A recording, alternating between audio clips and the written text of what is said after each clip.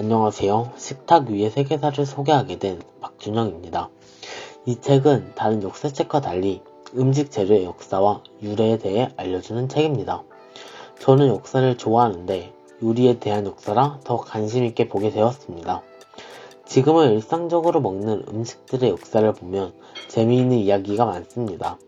감자는 본래 남아메리카의 적도 부근에서 재배하던 식물이었는데 16세기 스페인 탐험가들이 유럽으로 가져갔지요.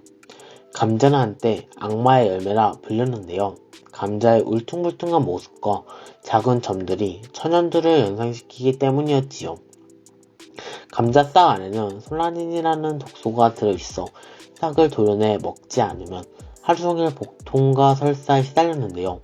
그 당시 사람들은 감자를 먹으면 나병에 걸린다는 소문까지 돌기 시작하였고 1630년 프랑스 의회에서는 감자를 먹으면 나병에 걸림으로 재배를 그만다라는 어처구니 없는 결정을 내리기도 했습니다.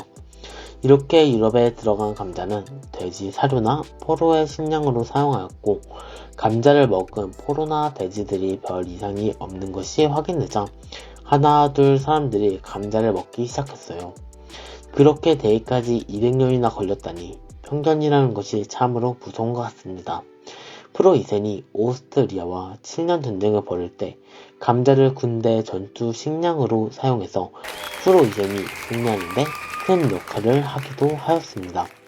프랑스의 루이 16세와 마리 앙투아네트도 국민들에게 감자의 효율성을 알리기 위해 감자꽃을 머리 정식으로 꽂고 다닐 정도로 감자 보급에 힘썼다고 합니다. 오늘날과 같이 과학이 발달하지 않았으니 뭔가 하나의 작물도 보편화시키는 데에는 오랜 노력과 힘이 들어가게 된다는 것을 알게 되었습니다. 두 번째로 소개할 음식 재료는 후추인데요. 콜럼버스가 살던 시대 유럽에는 자극적인 맛이 나는 먹거리가 거의 없었다고 해요. 소금과 마늘 정도의 향신료만 있었고 커피, 담배, 홍차, 초콜릿, 고추, 설탕도 없었다고 해요. 그러니 음식 맛이 늘 밍밍할 수밖에 없었겠지요. 그런데 저 멀리 인도에서 온 향신료는 풍미가 있어서 귀족들의 마음을 빼앗고도 남았지요. 날로 향신료의 인기는 치솟아 한때는 금보다 더 비쌌다고 해요. 그중 대표적인 게 바로 후추였고 인도 서쪽 해안 지방에서 재배할 수 있었지요. 인도에 가서 누구든지 후추를 잔뜩 심고만 오면 벼락부자가 될 수 있었어요. 콜럼버스도 여러 탐험가들처럼 탐이 났던 거지요. 지구가 둥글다는 것을 믿고 인도로 가서 향신료를 가져올 생각을 하게 된 것이지요. 당시에는 오늘날과 달리 냉장고도 똥조림도 가공기술도 물을 넣을 페트병도 없었습니다. 긴 여정에 선원들은 고생을 엄청나게 했다고 해요. 향이 일기에는 이런 이야기도 나와요. 식량이 부족해서 오줌 냄새 풍기는 비스켓에 노랗게 썩은 물을 마셨고 나중에는 그마저도 다 떨어져서 돛대에 씌워놓은 소가죽을 벗겨 바닷물에 불려 먹기도 하고 또 밥과 집까지 먹어치웠다. 향의 고충이 소름끼치게 느껴지는 대목입니다. 하지만 어려움을 뚫고 콜럼버스가 도착한 곳은 인도가 아닌 신대륙이었고 후추 대신 찾아낸 곳은 감자, 옥수수, 토마토, 코코아, 담배 같은 새로운 작물들이었습니다. 그러고 보니 놀라운 역사적 의미를 담고 있는 음식들입니다. 세 번째 이야기는 간디의 비폭력 저항운동의 상징 소금입니다. 지금은 너무나 흔한 소금이 옛날에는 화폐 대신 사용할 정도로 귀했다고 해요. 군인이나 관리들의 월급을 소금으로 준 적도 있다고 합니다. 영국은 식민지 인도에 소금세라는 세금을 매겼습니다.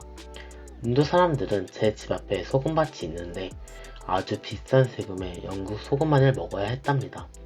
이때 간디는 저항의 의미로 무력과 폭력이 아닌 걸어서 바닷가까지 소금 행진을 시작했습니다.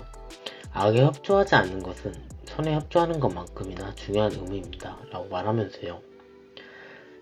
1930년 3월 사바마티 아시람이라는 곳에서 시작해서 염전이 있던 단지 해변까지 370km를 26일 동안 계속 걸었습니다.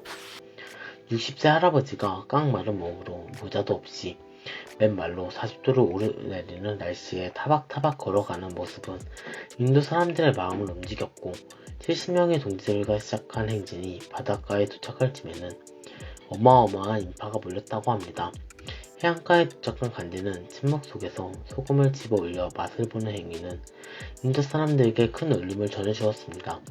이 행진 이후 간디는 체포되었지만 인도 바닷가는 소금을 주는 사람과 소금을 파는 사람들로 붐비게 되었습니다.